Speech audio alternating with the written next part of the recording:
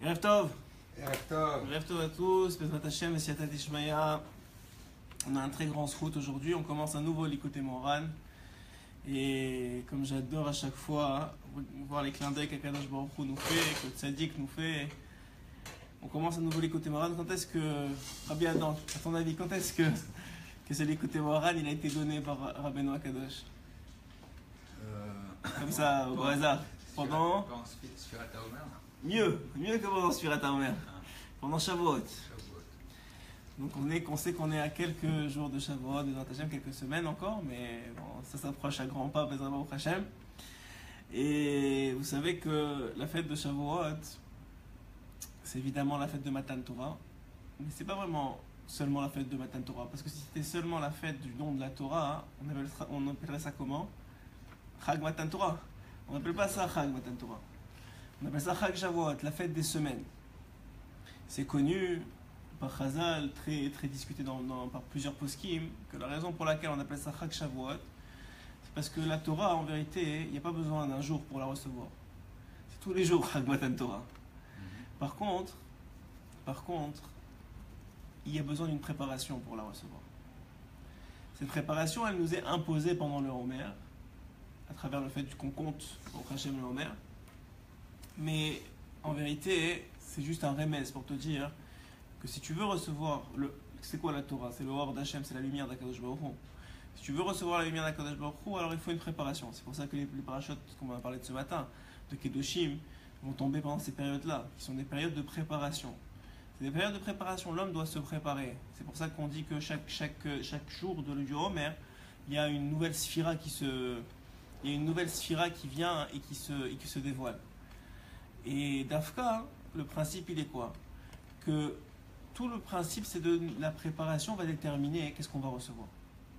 La préparation c'est quoi? C'est le verre ou l'ustensile que vous préparez, que vous construisez pendant toute la période du Homer, depuis Pessah, la sortie d'Égypte, depuis le fait qu'on vous a sorti gratuitement d'Égypte et qu'on vous a sorti des 49 portes d'impureté, et que le soir du Seder, Hachem il vous a ouvert les 50 portes directement, ce qu'on appelle Ribouille Or. Rabbeinu il appelle ça Ribouille Or, c'est-à-dire qu'on a reçu une lumière énorme qu'on n'était pas prêt à recevoir. Et finalement, par le fait que ces 49 jours, finalement ce 50 jours, vont permettre de regravir petit à petit et d'acquérir chaque porte une après l'autre de ces 49 portes de pureté pour pouvoir recevoir la Torah. Parce que la Torah sans Kélim, c'est une Torah qui va te faire du mal, pas du bien. Qui va pas seulement faire du mal à toi, mais à tous ceux qui sont autour de toi. C'est-à-dire que quelqu'un, et ça c'est un chidouche de Rabbeinu, c'est quelque chose qui est difficile qui était encore aujourd'hui, tout le monde comprend ça, parce qu'aujourd'hui la vie nous force à comprendre ça et à le voir chez nos enfants, même dans les milieux religieux, le nombre d'enfants qui sortent du derech, etc., même si c'est quand même relativement peu par rapport à Baruch Hashem, tout ce qui y reste, mais quand même ça force les écoles et les parents à repenser la façon dont ils abordent la Torah. C'est plus la Torah qu'on avait à l'époque qui était très stricte, très dure, où tu fais et puis sinon tu reçois des coups. C'est plus comme ça aujourd'hui, on le sait. C'est plus la façon parce que les parents sont plus capables d'appliquer correctement les règles, et deux, les enfants ne sont plus capables de les prendre. On a beaucoup parlé déjà. Donc le principe il est que en vérité la Torah que tu peux recevoir, c'est seulement la Torah qui va rentrer dans tes kélim. Et si tu as pas les kélim qu'il faut par rapport à ta Torah, alors qu'est-ce qui va se passer? Rabbeinu il dit tu vas faire shvirat hakelim. C'est quoi shvirat hakelim? C'est-à-dire que ton réceptacle il va se casser, il va se fendre. C'est comme si tu mets trop d'énergie dans un réceptacle qui en contient pas assez. Qu'est-ce qu'il va faire? Il va traverser le réceptacle, il va le casser. Et après ça c'est très compliqué parce que le réceptacle il est très compliqué à réparer. En vérité, tout ce que je vous dis là, c'est à un niveau individuel, mais c'est les jours où Hachem il a créé le monde, c'est comme ça qu'il a créé le monde. Il a envoyé énormément de lumière, et il y avait différents réceptacles, les différentes sphirotes que vous connaissez, que l'on compte tous les jours avec le Homer. Et ces différentes sphirotes là, elles étaient censées récupérer la lumière d'Hachem. Mais chacune n'était pas assez capable de récupérer, elle s'est cassée, puis l'autre s'est cassée, puis l'autre s'est cassée, puis l'autre s'est cassée. Au fur et à mesure que chacun s'est cassé, ce qui ça a fait de bien, c'est que ça a atténué la lumière d'Hachem. bien entre guillemets, parce que c'était ça qui permettrait d'avoir plus tard, dans notre monde à nous, après toute la sphirote jusqu'à la Malchut, avoir ce monde-ci qui lui est capable de vivre avec Akadosh Baruch Hu caché et de permettre l'existence de l'homme et le libre arbitre. Et finalement, le rôle de l'homme, ce que Rabbeinu va nous expliquer ici dans ce qu'il écoutait Moran, c'est que le rôle de l'homme, il en a plusieurs, on en parle chaque fois différemment. Rabbeinu, qu'est-ce qu'il fait? Vous voyez très bien, Rabbeinu il te dit, tu ne peux pas apprendre une notion d'une Torah, c'est-à-dire d'un enseignement à un autre. Parce que des fois, je te parle de la même notion, mais c'est deux aspects complètement différents de cette notion-là. Et si toi, tu veux faire le lien, ça ne marchera pas. Et des fois, il te parle de la Brit en tant que Brit Mila, en tant que Brit de l'Alliance. Et des fois, il te parle de la Brit en tant que Brit de langage, c'est-à-dire en tant que Brit de Lachon. Et donc, tu dis, mais c'est écrit Brit là, c'est écrit Brit là. Ça devrait dire la même chose, ça ne veut pas dire la même chose. Rabbeinu, il a tellement une asaga, une compréhension tellement fine et tellement parfaite de ce que c'est la Torah, qu'il te donne tellement de notions différentes que tu ne peux pas passer du coq à l'âne. Donc, dans cette Torah-là, il va t'expliquer que ce qu'Hachem a fait Shvirat HaKelim pour toi. Il a cassé les différents mondes et les différentes sphirotes pour toi. Et le rôle de l'homme, entre parenthèses, on va dire, donc, un des rôles de l'homme, c'est de réparer ces kélim-là. Les kélim du monde. Comment il répare les kélim du monde? En réparant ses propres kélim à lui. Plus l'homme il se répare, plus il arrive à réparer les kélim du monde. Ça c'est en introduction à ce magnifique écoutez Moran, le Yud Aleph, comme tous les autres d'ailleurs, ils sont tous magnifiques, on va essayer de partager ensemble cette année Shmaya. Alors il dit, comme vous savez, tous les enseignements de Rabbeinu commencent par une phrase de la Torah. Ici elle est tirée de Yeshayahu. Et c'est écrit, voilà comment commence l'écoute Moran. Ani Hashem hu shemi urvodi le acher lo eten utilati la psilim. Ani Hashem, je suis Akadosh Baruch Hu, Hashem Yud Kevavke. Donc c'est une des révélations d'Akadosh Baruch Hu qui s'appelle Yud Kevavke. C'est un des noms d'Hashem. Hu shemi, c'est mon nom. Urvodi, et ma gloire, les acher à quelqu'un d'autre, lo eten, je ne donnerai pas. Uthilati, et ma louange, la psilim, aux idoles, je ne donnerai pas non plus. Ça veut dire, qu'est-ce qu'il est en train de te dire ici, Hachem? De pshat, c'est-à-dire de base, de compréhension de base, que vous allez très très bien vite comprendre, et j'espère que si vous suivez les shiurim qu'on fait, vous avez déjà bien compris que Rabbeinu ne se limite pas à la compréhension de base. Mais ce qui est la compréhension de base ici, c'est que Hachem il te dit, voilà, ça c'est mon nom, ça c'est qui je suis. J'ai créé le monde, c'est moi qui le maintiens, c'est moi qui te donne la vie, c'est moi qui donne la vie à tout ce qui existe dans ce monde-ci. Et ma gloire, c'est-à-dire la gloire d'Hachem, ça peut être plusieurs choses. Une des choses qui représente la gloire d'Hachem, c'est le peuple d'Israël. Le peuple d'Israël, c'est la gloire d'Hachem, c'est ses enfants. C'est eux qui représentent une partie de la gloire d'Akadosh Baruch Hu. Ce monde-ci, c'est aussi la gloire d'Akadosh Baruch Hu. Le fait que ce monde, il est kayam, qu'il existe, qu'il y ait tellement de belles choses dans ce monde-ci, c'est aussi une partie de gloire. C'est finalement les représentations différentes que Hachem il a mis dans ce monde. Son nom aussi, c'est une partie de sa gloire. Il dit ici, donc, cette gloire-là, je la prête à personne. Elle m'appartient à moi et je ne la partage pas. Et mes louanges, c'est-à-dire que les louanges qui me reviennent normalement, que si tu louanges on va dire, comme ils ont fait au début, comme l'explique le Rambam, quand ils ont commencé à louanger les astres, parce que c'était des serviteurs d'Hachem, ça ne marche pas. Je ne partage pas ma louange avec personne. Ma louange, elle m'appartient à moi. Alors pourquoi il dit ça? On va expliquer dans le Hot Aleph déjà comment ça marche. Rabbeinu, il va expliquer quelque chose d'incroyable. Ce que moi je trouve très très beau, particulièrement dans ces Yikotei Moharan, mais dans d'autres aussi, c'est que Rabbeinu, il te parle comme si tu étais un grand sadique. J'adore moi, parce que il te donne beaucoup, il te prête beaucoup de capacités. Il te dit des choses que normalement tu dirais, mais c'est pas fait pour moi ça. Rabbeinu te dit non, c'est fait pour toi. Juste tu le sais pas, juste tu te fais pas confiance, juste tu crois pas que tu as ces capacités-là, mais tu saches que tu les as. Et ma Torah, il dit Rabbeinu, elle est pour toi. Des fois, il te parle, pas dans ce Yikotei Moharan, mais des fois, il te parle par exemple de Chatzot, se lever en milieu de la nuit, et qui dit que c'est l'essentiel de l'Avodat Hashem. De se lever à Chatzot Laïla, c'est-à-dire 360 minutes, c'est-à-dire si c'est 6 heures après le coucher pas le coucher du soleil, mais la sortie des étoiles, c'est quelque chose qui a l'air complètement fou. Tu te dis, mais attends, mais je fais pas le minimum du minimum, et tu me demandes une chose comme ça qui a l'air complètement, qui a l'air réservée aux tzadikim. Rabbeinu qui dit non, c'est pas réservé aux tzadikim. Hachem il te demande aussi de toi, et toi aussi tu vas ramener la Géoula grâce à ça. Et quelqu'un qui fait pas ça, il te dit pire, quelqu'un qui fait pas ça, il les retarde la Géoula. Parce que le fait de se lever à Chatzot, c'est une façon de dire à la Shrina qui est en exil, tu sais quoi, moi aussi je suis en exil avec toi. Puisque toi tu t'es mis en exil à cause de moi, même si j'ai une maison, moi aussi je me lève de mon lit, et moi aussi alors que je devrais dormir et être au chaud, je me lève et je pleure la destruction du temple. Et finalement, pas seulement que je suis en exil avec toi, mais je te donne ma maison. C'est comme si on partageait un peu cet exil-là. Et ce Chatzot là, vous savez pas, les anciens Breslevers, ils disaient, celui qui se lève à Chatzot, il voit Rabbeinu Mamash. Il voit le Tzadik Mamash. Il est capable de connecter au Tzadik. Pourquoi? Parce que le Zohar HaKadosh dit sur Chatzot, ce qui n'a rien à voir avec le sujet qu'on va faire maintenant, mais c'est pour vous dire à quel point hein, Rabbeinu, il voit au-delà de l'imitation personnelle. Et il te dit celui qui s'élève, le Zohar HaKadosh, donc Rabbi Shimon Yochai dans la semaine prochaine, il dit celui qui est capable de se lever à Chatzot, c'est pas seulement qu'il se préserve de Chayav Mita, parce qu'il dit celui qui se lève pas, il est Chayav Mita, mais il dit que ce qui est très fort pour le Zohar HaKadosh. Mais il dit celui qui est capable de se lever à Chatzot Laïla, celui qui est capable de venir la nuit pour pleurer, pas seulement pleurer, mais aussi parler avec Kadosh Baruch Hu, partager, lire un peu des paroles de Torah. Rabbeinu il dit même celui qui fait rien, juste qui trie son courrier, juste qui ne fait pas de bêtises pendant Chatzot Laïla, mais au moins il se lève, il trie son courrier, il règle ses affaires, mais au moins il est réveillé. Le Zohar il dit celui qui étudie, Hachem il est tellement heureux, il a tellement de gloire de ça, qu'il ramène tous les tzadikim.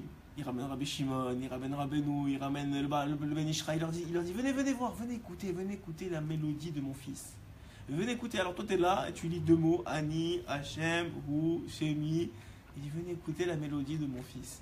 Ce soir-là, tous les soirs, c'est écrit que Hachem il est sorti quand est-ce qu'il nous a sauvés d'Égypte? Bechatzot, il est sorti. Et c'est rapporté par Rabbeinu HaKadosh que tous les soirs, Hachem il sort Bechatzot. Alors c'est une marla extraordinaire. Alors toi tu dis mais non mais c'est pas pour moi, mais je vais être fatigué. Tu commences à rentrer du sechel dans l'histoire. Il ne faut pas rentrer de sechel dans la Torah. La Torah, quand tu veux la faire, quand tu veux la comprendre, c'est une autre chose. Il faut étudier, il faut essayer de comprendre, il faut essayer de te casser la tête. Mais quand il faut la faire, Rabbeinu te dit ne rentre pas de sechel. Parce que la faire, ça ne dépend pas de toi. La faire, c'est un cadeau de Dieu. Faire la Torah, être là ce soir, écouter le Shiur Torah, partager de la Torah, que ce soit de ma part ou de la vôtre, c'est un cadeau d'Hachem. C'est un vrai cadeau du tzaddik, c'est un vrai cadeau d'Hachem. Et quand on sait combien on a de... J'ai même pas envie de parler de ça parce que ça rabaisse la grandeur de ce qu'on est en train de faire. Mais combien on a de sachar, juste d'avoir une pensée de Torah. Alors celui qui étudie, celui qui a marché, celui qui se déplace, celui qui comprend, c'est end-sof. Mais c'est même pas pour ça qu'on le fait. Hachem, il fait tellement pour nous. Il a créé tous les mondes juste pour un juif. C'est écrit, on a dit dans les côtés morales d'Alet qu'un homme il doit savoir que tout le monde il a été créé pour lui. Alors c'est quoi? C'est une responsabilité. Toi-même tu te rappelles, j'avais répondu ça, on avait demandé, on avait dit c'est quoi? Alors que ça veut dire? C'est pas qu'il doit être orgueilleux de ça, c'est que c'est une responsabilité. Sachez que Rabbeinu il dit pourquoi vous laissez Hachem faire des décrets mauvais sur le monde? Vous, personne d'autre, vous. Pourquoi vous, peuple d'Israël, vous laissez Hachem faire des décrets sur le monde? Rabbeinu il a dit, vous ne pourrez rien faire sans moi, mais je ne peux rien faire sans vous. Ça veut dire que chacun d'entre nous, on a non seulement une responsabilité, mais on a un rôle à jouer, on a une grandeur énorme, incomparable, que seulement vous, personne d'autre peut arriver à faire. Personne d'autre. Si toi tu te lèves pas, quelqu'un d'autre qui va se lever, mais toi tu ne te seras pas levé. C'est-à-dire toi ta responsabilité, toi le fait de venir à un shiurim etc. Probablement que si Rabbi Adam il n'était pas là à chaque fois, il y aurait plein de shiurim qui ne seraient pas arrivés. C'est-à-dire quoi? C'est que c'est pas parce que tu es là. C'est-à-dire chacun il a son rôle. Mais ce que ça veut dire, c'est que chacun il ne sait pas combien il a un rôle important dans ce monde. Combien il peut faire des différences énormes. Combien il y a de gens qui peuvent monter grâce à lui en Israël. Combien il y a de gens qui peuvent... J'avais des amis à la maison ce Shabbat et qui vont faire la Liya Bezrat Hashem bientôt. Et on voit et moi-même, quand j'ai voulu faire la Liya, on m'a aidé. Chacun, tu sais pas, des fois un sourire, des fois un bon conseil, des fois pour l'école de tes enfants, des fois n'importe quoi. Tu réalises qu'après, avec le recul, tu dis waouh, ce gars-là, peut-être c'est grâce à lui que c'est mes enfants. C'est grâce à Hashem. Sans lui, Hashem aussi il aurait fait le travail. Mais c'est quand même lui qui l'a choisi pour m'aider à mettre mes enfants dans la bonne école, dans une école de Torah. C'est lui qui l'a aidé pour pas que je me fasse avoir par le garagiste là-bas. C'est lui qui l'a aidé pour pas que je perde mon argent dans telle et telle histoire. Ça veut dire chacun, on comprend pas que le peuple d'Israël, les Juifs, on est une seule et même âme. On est un seul et même corps. Ça veut dire qu'il y en a un qui fait partie du petit doigt, il dit pas le petit doigt, t'as l'ongle qui est moche. Ça fait pas de sens, tu comprends? Et le principe, il est que nous, on oublie ça, parce que l'Etzera, évidemment, il veut pas qu'on comprenne ça.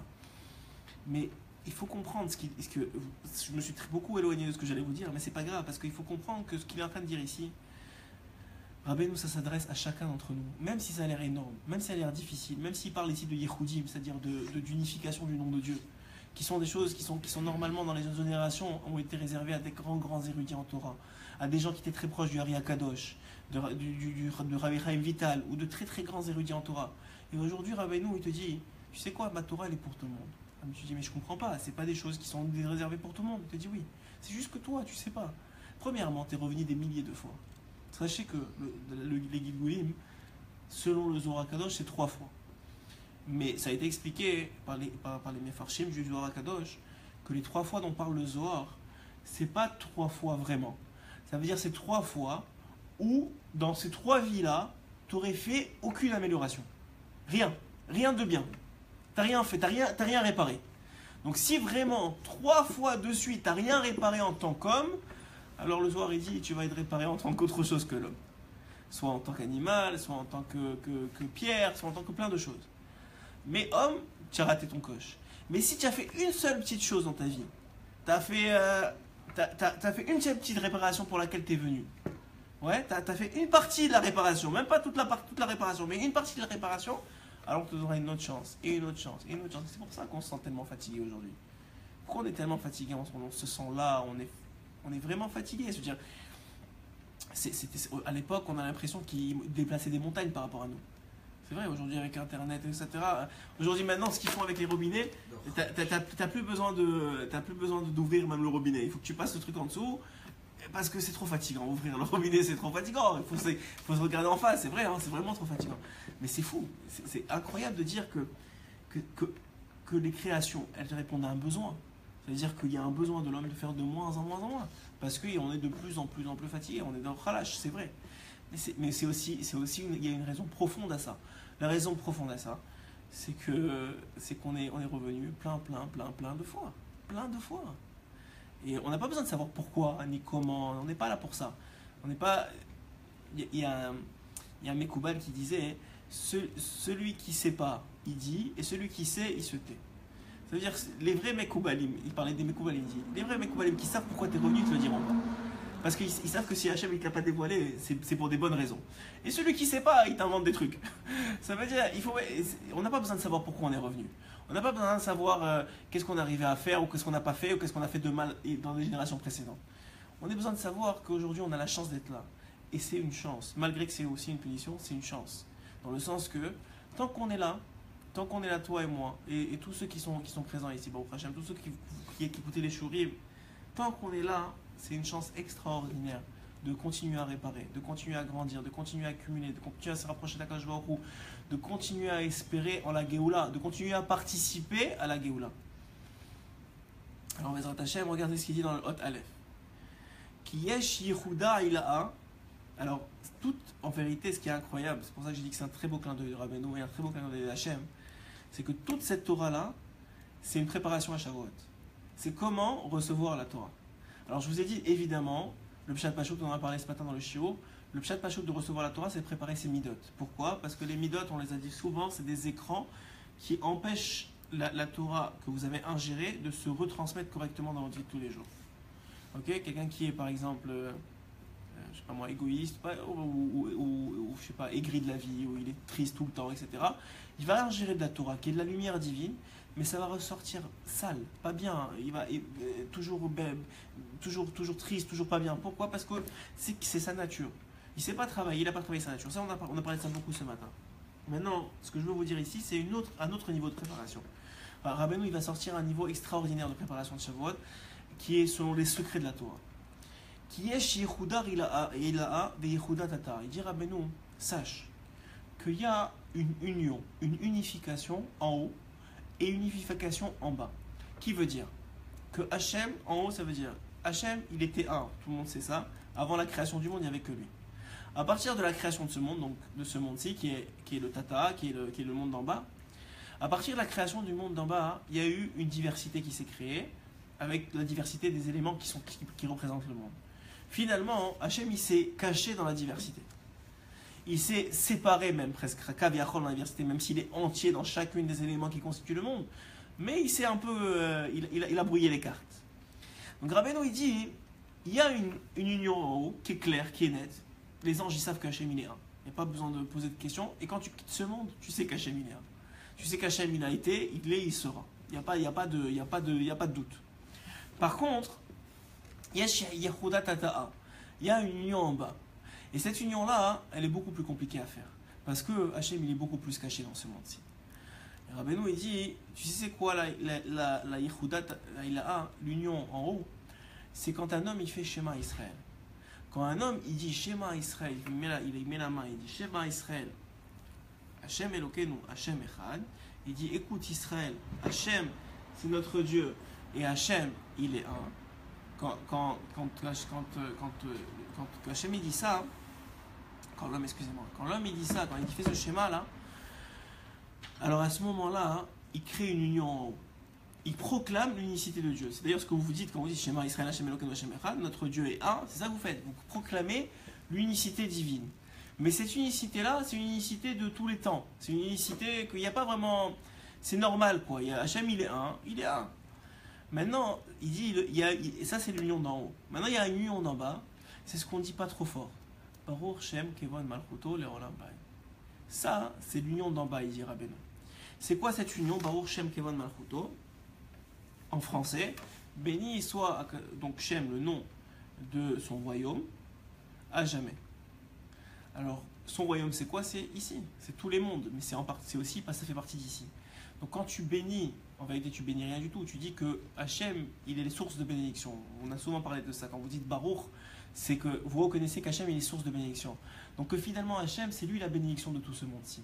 Quand on dit Baruch Shem Kevon Malchuto Leolam Vaed, on dit normalement à voix basse, à part le soir de Kippo, on dit ce nom-là pour unifier le nom d'Hachem dans ce monde-ci. On est en train de dire à voix haute, Hachem, il est la source de toutes les bénédictions de ce monde, donc finalement il est un dans ce monde aussi.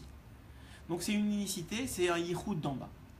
Maintenant il dit Rabbeinu Akadosh, il dit que le fait d'avoir exprimé à voix haute, et pas seulement l'expression, mais de l'avoir uni à ta pensée, et d'avoir vécu quelques instants cette unicité-là, au moment où tu as pensé que Hachem il est un dans tous les mondes, et en particulier dans ce monde-ci, et qu'il y a une unicité qui est avant le monde et après la création du monde, tu viens, selon ce que Rabbeinu Akadosh dit ici, tu viens de créer un cli, un réceptacle. On a parlé du réceptacle de Béchir, tu viens de créer un réceptacle. Il dit Kol Echad mi Israël. Tu vois, il ne dit pas celui qui est religieux, pas religieux, celui qui fait plein de mitzvot, celui qui n'en fait pas, celui qui se réveille la nuit, celui qui ne se réveille pas. Chez Rabbeinu, il n'y a pas de ça. Il y a Kol Echad mi Israël, il est capable. Ah, mais attends, je viens de faire tuer il y a 2 semaines. T'es capable quand même. Et t'es capable, c'est pas grave, te laisse pas avoir par le Yetzirah, par les gens qui disent ouais tu t'es réveillé il y a 2 semaines alors pour qui tu te prends. Ça ne vous concerne pas pour qui je me prends. Ça ne concerne personne, ça concerne que moi et Hachem. Maintenant c'est vrai que si j'ai pas les kelim, et que tiens, c'est pour ça que c'est bon d'avoir un rave, c'est que j'ai pas les kelim pour faire les choses que je fais, le gars il commence à jeûner toutes les semaines, etc., et que tu vois que le gars il croit qu'il fait bien, mais en vérité le Yetzirah il s'est juste habillé dans la mitzvah pour lui faire plein d'autres avérotes. Comme par exemple s'énerver avec sa femme et ses enfants, etc., être fatigué tout le temps, être obligé de tricher son patron ou des choses comme ça, c'est sûr que le gars il a juste pas assez de kelim, ça s'appelle shvirat kelim, ça s'appelle avoir cassé les kelim. Mais quelqu'un qui fait des pchitoutes, il se pose pas trop de questions, il voit qu'il avance tranquillement, il n'a pas besoin de crier sur les toits qui fait les choses, il n'y a personne qui a besoin de savoir que tu te réveilles la nuit. Mais en tout cas, ce qu'il dit ici c'est que Kol Israël, Kol Echad mi Israël, et Rabbeinu il fait exprès d'y dire ça, il vient te chercher, il dit toi qui écoutes, même si aussi loin que tu es, il doit être capable de faire ça, au moins au moment du schéma, et au moment de Baruch Shem Kevon Malchuto, de faire cette union-là entre les mondes d'en haut et les mondes d'en bas. Et ça revient aux Juifs. Et c'est toi qui fais ça. Et il faut que tu croives que tu le fais. Il faut que tu y croives. Il faut que tu sois de la Emouna, que Béhémet, toi tu es en train de faire ça. Ah, mais moi je suis trop petit. Ça c'est de la fausse Avant, on en a déjà beaucoup parlé. Rabbeinu il parle de ça, il va en reparler même dans ses écoutes de Moharadna. Il martèle sous tous les angles comment se débarrasser de cette gava-là, de cette fausse gava, de cette fausse modestie qui est en vérité de l'orgueil. Il dit tous les bénis Israël, ils doivent être capables de faire ça. À travers ça, le fait qu'il a fait ça, qu'il a unifié le monde d'en haut et le monde d'en bas, sache que maintenant, Rabbeinu il dit, c'est la porte pour que tu sois capable d'arriver à une compréhension profonde de la Torah. C'est cette porte-là. Il dit Rabbeinu, c'est la raison pour laquelle les martyrs, il parle de tous ceux qui sont morts parce qu'ils étaient juifs, que ce soit pendant les périodes d'acquisition, pendant la Shoah, ou pour la terre d'Israël, parce qu'ils étaient juifs. Qu'est-ce qu'ils font? Tous, sans exception, ils font Shema Israël, Hashem Elokeinu, Hashem Echad avant de partir de ce monde. Pourquoi? Parce que instinctivement, ils ont compris instinctivement que c'est le moment d'unifier le monde d'en haut et le monde d'en bas. Que leur mort finalement, le fait qu'ils sont niftar, c'est-à-dire qu'ils quittent ce monde parce qu'ils sont juifs, ça sert à quelque chose. Et à quoi ça sert? Rabbeinu dit quand un juif il quitte ce monde parce qu'il est juif, ça sert à unifier le monde d'en haut et le monde d'en bas. C'est pour ça que quand il quitte ce monde parce qu'il est juif, on ne lui fait pas de compte en haut. Il meurt par Kiddush Hashem, il va directement, comme il le dit le Zohar, à la meilleure place dans le Gan Eden, sans qu'on lui fasse de compte. C'est un mérite énorme, il faut être choisi pour ça. Il y en a qui priaient pour Rabbeinu, il a beaucoup prié pour mourir par Kiddush Hashem. Et Dafka, si on doit mourir un jour, autant que ce soit par Kiddush Hashem, quand tu penses. Mais bon, que ce soit pas trop tôt non plus, mais on dit, c'est toujours c'est fou, c'est sûr que c'est mieux. Kol echad mitzrayer tzair sheyeh naaseh zot al yado. Et Rabbeinu Akadosh, il dit que quelqu'un qui fait ça, qui fait son schéma comme il faut, avec concentration, qui se bat contre son Yetzirah quelques secondes, qui sont énormes ces quelques secondes en vérité. Selon certains, quelqu'un qui n'a pas fait schéma avec Kavana, il n'a pas fait schéma du tout. C'est l'une des seules, c'est pas l'une des seules, mais c'est une des mitzvahs où si tu n'as pas fait avec Kavana, c'est-à-dire avec intention, tu t'es pas acquitté. Il y en a que tu t'es acquitté Bediavad, etc. Mais là, tu t'es pas acquitté du tout. Le schéma sans Kavana, c'est-à-dire les quelques mots que tu fais schéma, qui est Minatora. Le fait de dire le schéma, c'est Minatora. En tout cas, pour les Zmanim qui correspondent au schéma, le matin, les 3 premières heures, et le soir pendant toute la nuit, c'est Minatora. C'est comme c'est rapporté dans Masechet Brachot. Ouais. C'est l'une des premières Mishnah. Donc, qu'est-ce que ça veut dire? Ça veut dire que, en vérité, ce qu'on fait, nous, on croit, on dit des mots.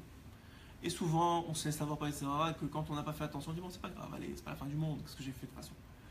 Mais comprends que toi, tu es quelqu'un d'extraordinaire, tu es quelqu'un de grand, tu es quelqu'un qui a un énorme potentiel. Et que malgré qu'on s'est tous un peu fourvoyés, et qu'on a tous un peu pris le chemin qu'il ne fallait pas prendre, et qu'on s'est tous un peu. On est passé de côté, ok, très bien, mais ça ne change rien. Ce que tu as comme capacité, tu les as. Même un enfant qui est capable, ouais, il a des énormes capacités, mais il est un peu sorti du derrière. Ça n'empêche pas qu'il a des capacités énormes. Ça n'empêche pas que le jour où il va revenir, il va ramener toutes ses capacités avec lui. Donc là, il dit la même chose. Il dit Hachem, il t'a donné un pouvoir énorme. L'un des pouvoirs qu'il t'a donné, c'est d'unifier le monde d'en haut et le monde d'en bas. Et quelqu'un qui est capable d'unifier le monde d'en haut et le monde d'en bas, comment il fait ça? À travers le schéma. Et le fait de faire ça, ça va te donner encore plus d'opportunités d'unifier le monde d'en haut et le monde d'en bas. On va te donner l'opportunité, Mina Shamaim, de comprendre la Torah. Donc, quelqu'un qui veut comprendre la Torah et la recevoir à Shavuot, vous savez que Shavuot, c'est la fête des semaines, on a dit, mais c'est aussi la fête de Matan Torah, donc de réception de la Torah.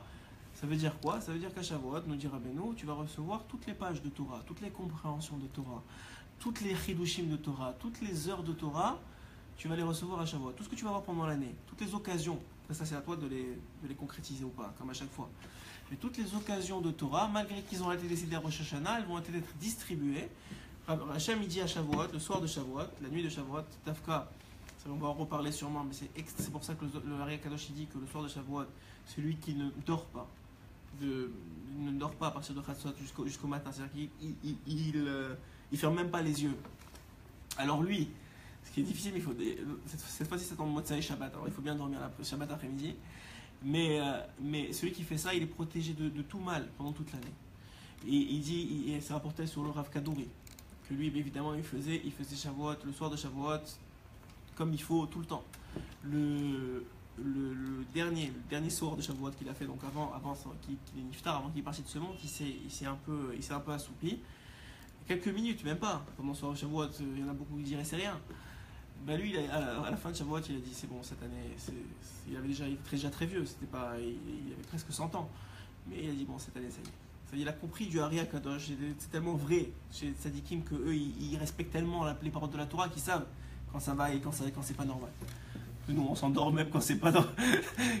Que même c'est pas khayab, on s'endort, nous. Mais on va dire, pour les tzadikim comme le Rav Kadouri ou d'autres tzadikim, ils comprennent que les paroles du Harizal, c'est pas dit à la légère.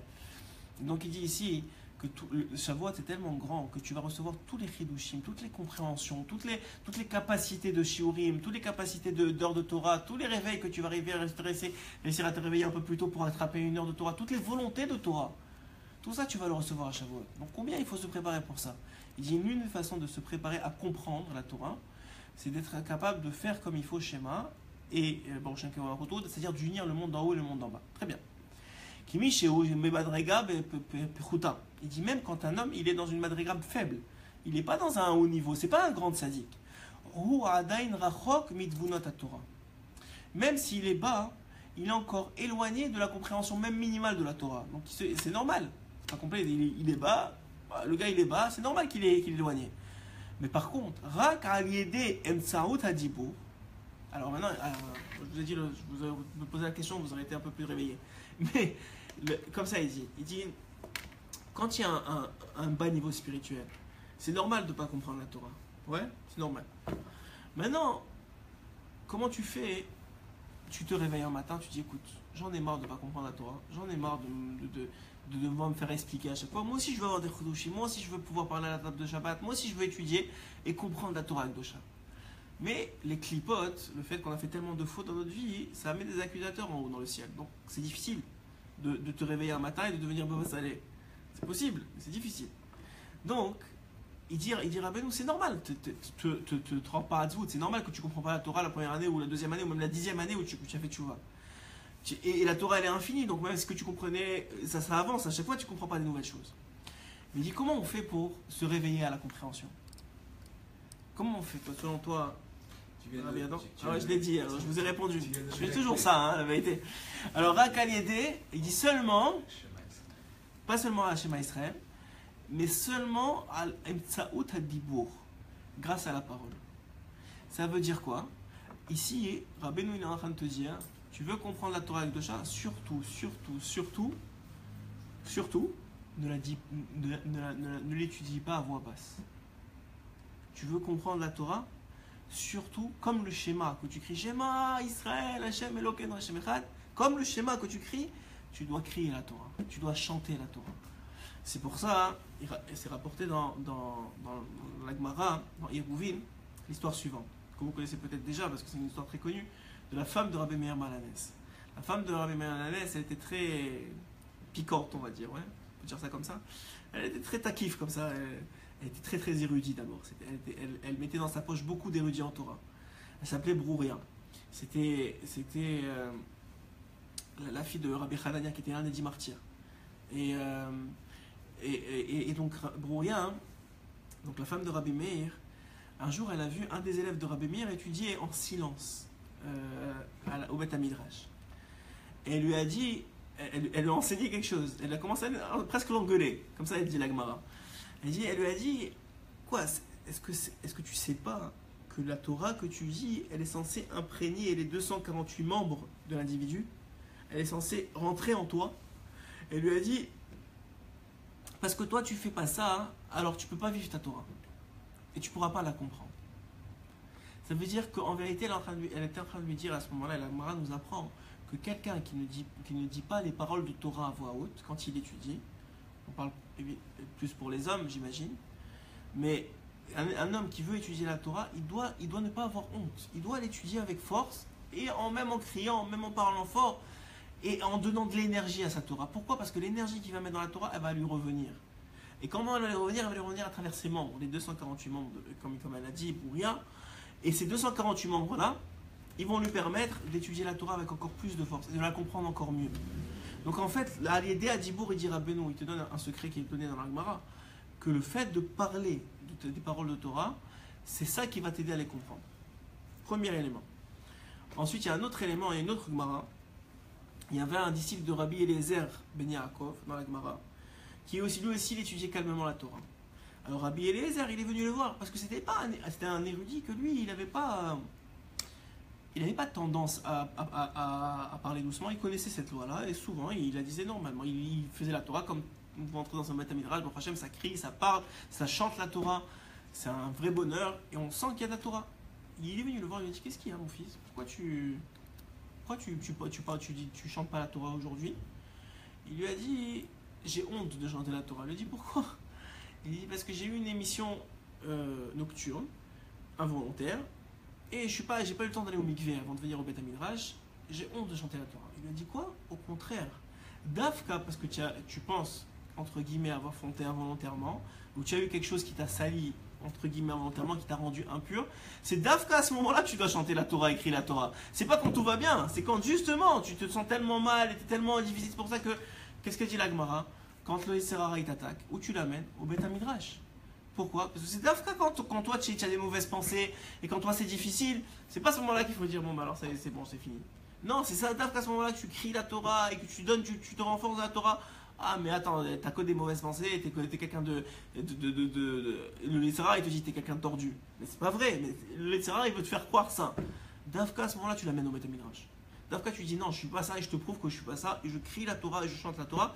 Et de cet enseignement dans la Gemara, on apprend que justement quand ça va pas, que justement quand c'est difficile, c'est le moment de dire la Torah à voix haute, c'est le moment de ne pas être à lâche et de pas discuter avec le Yitzhara. Et Dafka, Rabbeinu il dit ici, donc c'est grâce au dibour.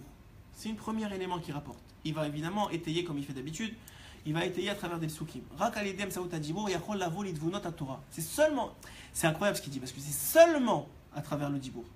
Il dit c'est rak alidem, c'est seulement à travers le fait qu'il parle. Alors effectivement, parler, c'est pas seulement parler de Torah, mais c'est pas seulement étudier la Torah, mais c'est parler d'Hachem. Quand tu parles d'Hachem, quel que soit, tu parles d'Hachem à voix haute. Tu sais, quand toi tu fais souvent, comme beaucoup d'entre nous on essaie de faire, on se bat pour le faire, quand tu parles d'Hachem avec tes enfants, tu parles d'Hachem avec ta femme, tu parles d'Hachem avec tes amis, tu parles, qu'est-ce que tu fais quand tu parles d'Hachem? Tu fais Shema Israël, tu unifies le nom d'Hachem, tu dévoiles le nom d'Hachem dans ce monde-ci. Quand tu dévoiles le nom d'Hachem dans ce monde-ci, tu unifies le monde d'en haut, le monde d'en bas, tu fais comme le schéma. Et quand tu unifies le monde d'en haut et d'en bas, tu es zoché. En haut on te dit, celui-là, tampon, il a le droit de comprendre la Torah. Celui qui unifie, qui n'arrête pas de parler d'accord, je me regarde, il m'a rêvé ça, regarde Hachem, il m'a fait ce clin d'œil là, regarde, il nous fait étudier comment préparer la Torah alors qu'on a quelques jours, on n'a pas fait exprès, on a quelques jours de Shavuot, regarde Hachem, il m'a sauvé de telle situation, étudie à ton fils, où tu sais, des fois les gens, hein, je ne sais pas si c'est parce que par éducation ou quoi, ils ont une certaine pudeur mal placée. C'est-à-dire que quand ils sont en difficulté, ils n'aiment pas en parler à leurs enfants. Pourquoi? Parce qu'ils veulent le préserver, c'est encore des enfants, il ne faut pas, tu sais. Alors que c'est connu, même chez les goïms, on ne parle même pas des juifs, mais même les goïms, ils savent que les enfants qui ont connu, à qui on a parlé des difficultés de la vie, ils sont plus forts après. Quand ils grandissent, ils sont plus forts après. Un enfant que son père, il lui a partagé, pas il lui a demandé de régler son problème, ça c'est un psychopathe, mais quelqu'un qui lui a dit, tu sais mon fils, j'ai des difficultés, mais il a continué à avoir le sourire, mais j'ai confiance à Hachem, je sais qu'Hachem il va me sauver, et qui lui raconte comment quelques jours après Hachem il l'a sauvé. Il est en train de construire la émouna de son fils, mais pas seulement la émouna, il est en train de construire la force de son fils. Parce que un enfant à qui on dit tout va bien, tout toujours bien, tout est parfait, et bien quand il arrive à la première embûche, il dit c'est pas normal qu'il m'arrive une embûche. Et il tombe, et il reste tombé, il reste à plat. Alors que quelqu'un qui a vu son père se battre toute sa vie, et d'Afrique on le voit chez les enfants, hein, même pas dans la religion, les enfants qui ont vu leurs parents se battre avec la vie pour réussir. Ouais, et peut-être qu'ils n'ont pas réussi, leurs parents ils étaient femmes de ménage ou ils étaient épiciers, mais ils les ont vus se battre. Ils ont vu c'est quoi vivre. C'est des gens qui réussissent très très très bien dans les affaires après. Pourquoi? Parce qu'ils n'ont pas peur. Ils n'ont pas peur. Mon père qui a vécu tellement de difficultés, il a vécu et on l'a honoré à la fin de sa vie. Il a eu des enfants et on le respectait et il a réussi sa vie. Alors moi, qu'est-ce que j'ai à perdre? Je parle beaucoup plus que mon père. Alors Dafka encore même dans la Torah c'est la même chose. Quand nous on dit, tu sais, la Torah c'est pas facile pour moi, j'ai pas appris quand j'étais petit. Souvent nos enfants, par exemple que nous, on a nos enfants qui sont dans des écoles de Torah, ils nous disent, ils commencent à nous réciter, par exemple mon fils, il me récite les Perkei Avot. Il me dit, papa, tu connais par cœur le Perkei Avot? Il y en a certains que je connais, il y en a certains que je connais pas. Je dis non, je les lis dans les livres. Il me dit, comment ça se fait? Genre moi je les connais par cœur. Je dis, moi j'ai pas eu la chance d'aller dans une école de Torah depuis que j'étais petit. Toi tu as cette chance-là, ça veut dire, c'est pas être moins bon. C'est simplement dire la réalité des choses. Et Hachem, il a fait très bien comme ça.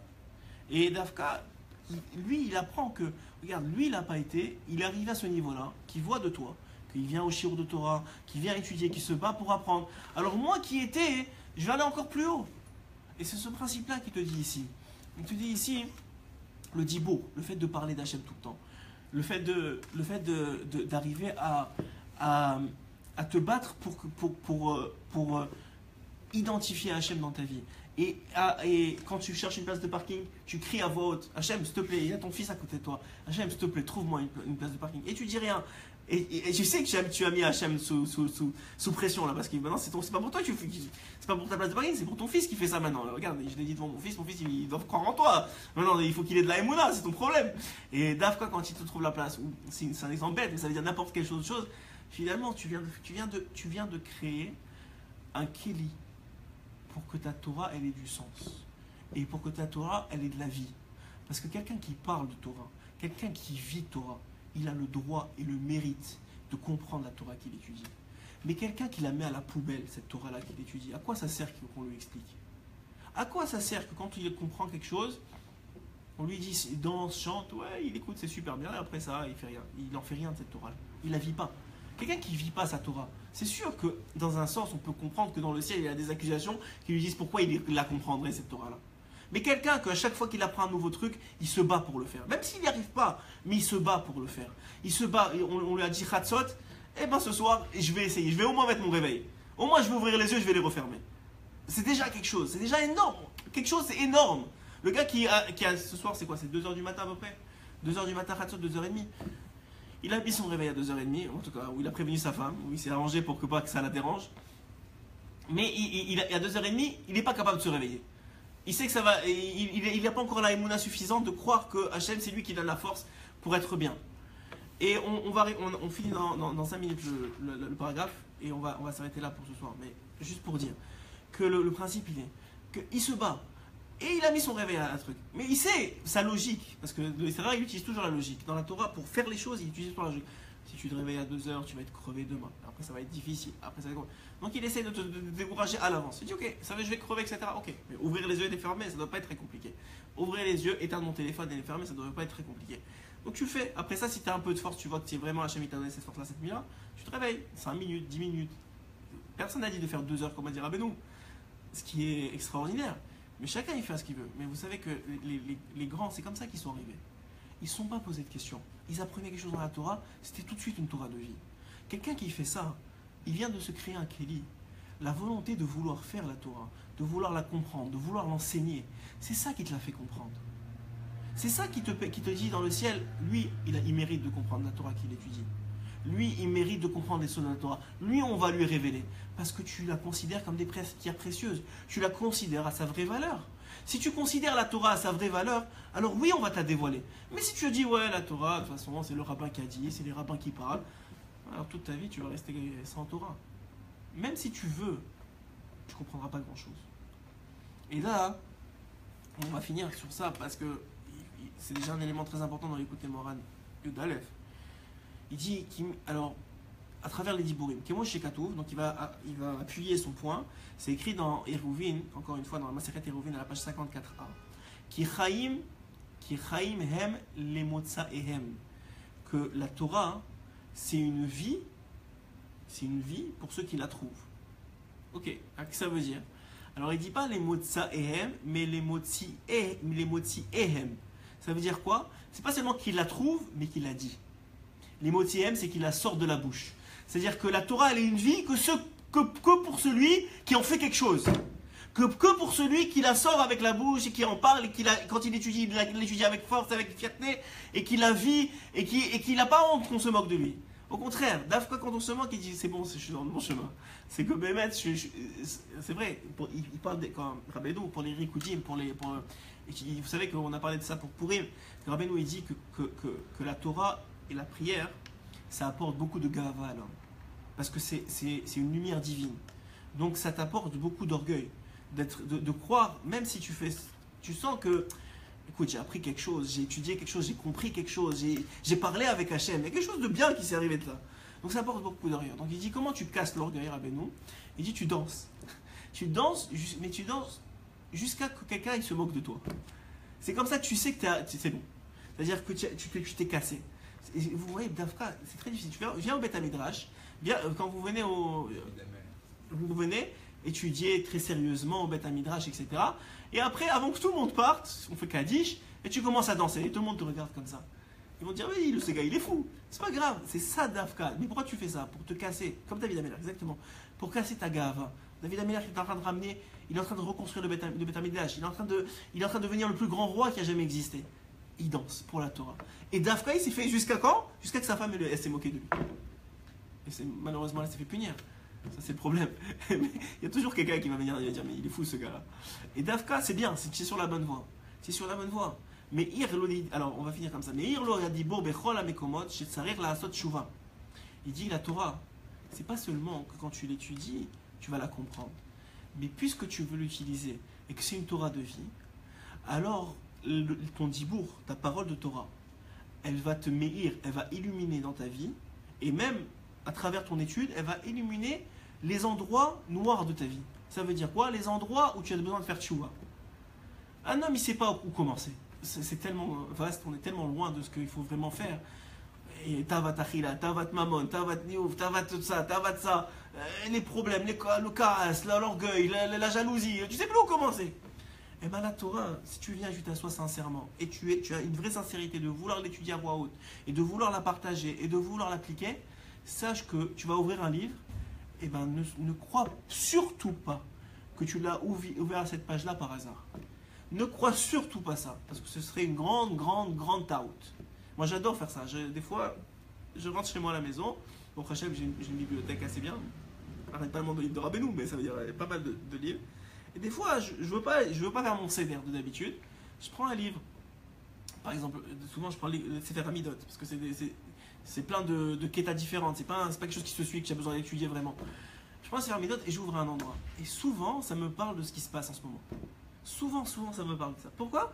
Parce qu'il se dit ici, celui qui est capable, il est capable, ou celui qui vend, même avec l'élève du rabbi, ils font ça. Avec l'élève du rabbi, il vient, il me pose une question. C'est-à-dire quelqu'un qui est sincère et qui veut écouter la réponse et qui veut l'appliquer. Hachem, il n'a pas d'autre choix que de lui donner la réalité de la vie. Il n'a pas d'autre choix de lui dévoiler la Torah.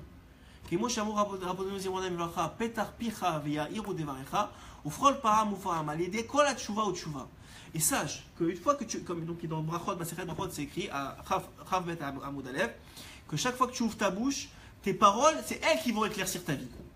Et chaque fois, après chaque repentir, c'est chaque fois que tu vas faire tchouva sur tchouva, alors tu t'élèves de degré en degré, de l'un à l'autre, jusqu'à ce que tu vas arriver à un niveau tellement élevé, et tellement une compréhension tellement profonde de la Torah, que tu ne vas même pas te reconnaître.